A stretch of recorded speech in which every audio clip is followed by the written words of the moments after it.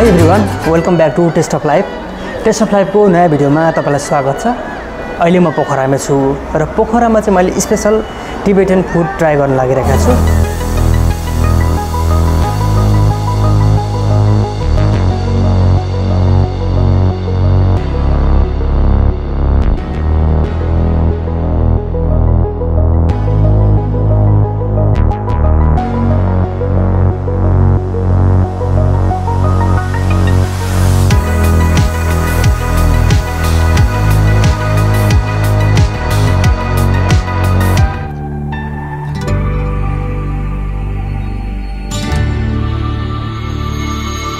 यसको नाम चाहिँ टिमो भन्दो रहेछ।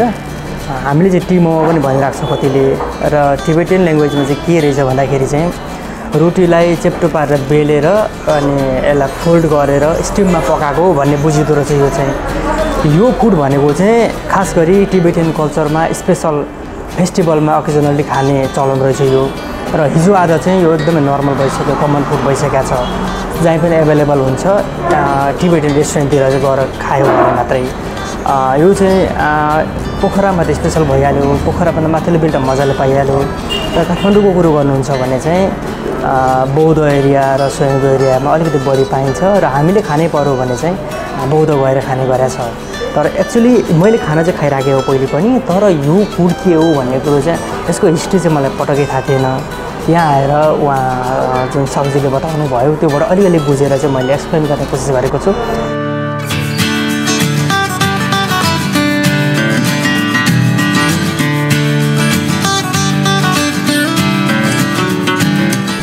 अब चाहिँ म यो ब्रेड ट्राई गर्दैछु।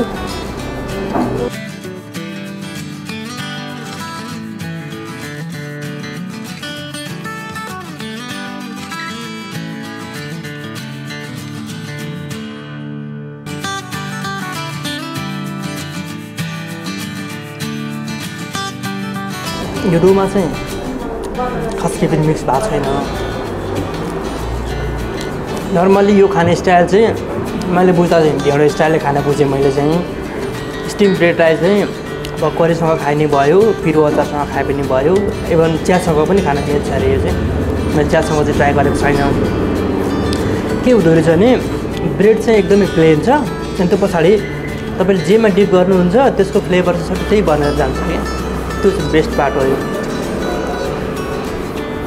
यसरी बुझ्दाखेरि चाहिँ हामीले सोयाबिन खाइरहेको हुन्छौँ तर सोयाबिनको आफ्नो टेस्ट त छैन। हामीले जेमा लगाएर खान्छौँ, जे मसला युज गर्छौँ सोयाबिन त्यस्तै बनिन्छ। धेरै नै सफ्ट पनि छ खाँदा हेर्दाखेरि चाहिँ। एउटा पर्सनमा चाहिँ 2टा ब्रेड र एउटा करी आउँदो रहेछ। चिकन करी चाहिँ निकै मनपर्यो मलाई। ब्रेड त आफ्नो ठाउँमा छँदै छ, चिकन करी एकदम मिठो छ। यसमा चाहिँ के छ भन्दाखेरि ओभर स्पाइसेस केही पनि छैन क्या। नर्मल स्पाइसेस गर्दाखेरि पनि यस्तो मिठो हुँदो रहेछ। धेरै ठाउँमा गएर खाँदाखेरि चाहिँ के हुन्छ भने मिठो बनाउने दुधमा चाहिँ यसमा ओभर स्पाइसेस युज गरे हुन्छ। त्यो चाहिँ त्यति मजा आउँदैन। जति खानेकुरा चाहिँ सादागिको सादा भयो त्यति मिठो हुन्छ। नर्मली म यो टिबेटन फुडलाई चाहिँ कम्फर्ट फुड भन्न रुचाउँछु। किनभने ओभर स्पाइसेस नभइसके पछाडि तपाईँलाई सन्चै नभएको बेला नै खान मिल्छ। त्यो चाहिँ राम्रो बाटो हो। लुक एट दिस, हेर्नुहोस् न। यो 1 लेयर भयो, यहाँभित्र रोल गऱ्यो भने फेरि अर्को लेयर आयो, यहाँ फेरि अर्को लेयर आयो, फेरि अर्को लेयर आयो। यसरी चाहिँ लेयर बाई लेयर आउँदो रहेछ यसमा चाहिँ। अनि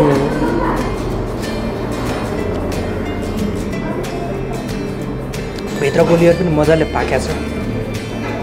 यो चाहिँ नर्मली प्रिपेयर हुन 10-15 मिनट चाहिँ लाग्दो रहेछ। आगोको फ्लेम कति गरिन्छ त्यसमा पनि डिपेन्ड हुन्छ। यो स्टिमले पाक्ने भयो, स्टिममा टेम्परेचर हाई हुन्छ, अलिक चाँडो त पाक्छ अभियसली। तातो फ्रेस खानुको मजा चाहिँ छुट्टै हुन्छ। स्पेसल्ली यो फुड भनेको चाहिँ टिबेटमा चाहिँ अकेजनली खाने फुड रहेछ। यो चाहिँ नर्मल फुड हो। अहिले पछिल्लो समयमा आएर चाहिँ धेरै फेमस भयो, बाहिर पाइयो, खाइयो पनि। तर खास गरी फेस्टिभलतिर खाने फुड रहेछ यो। अहिले चाहिँ कमन भएर गयो।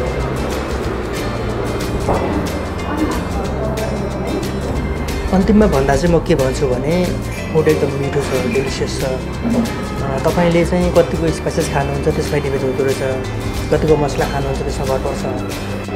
नर्मल मसला भएको अनि कम्फर्ट फुड खान मन लाग्यो भने चाहिँ एकदमै राम्रो हो। म चाहिँ हाइली रिकमेन्ड गर्छु। यदि तपाईँ पोखरा आउँदै हुनुहुन्छ अथवा अन्तै हुनुहुन्छ भने पनि यो फुड ट्राई गर्न सक्नुहुन्छ र पोखरा आउँदै हुनुहुन्छ र यही फुड खान चाहनुहुन्छ भने चाहिँ उसको पसलको नाम लोकेसन चाहिँ मैले डिस्क्रिप्सनमा राखिदिन्छु त्यो पछाडि तपाईँ आउन सक्नुहुन्छ All be okay. I move on each and every day. The past is where it stays. Way back a year ago,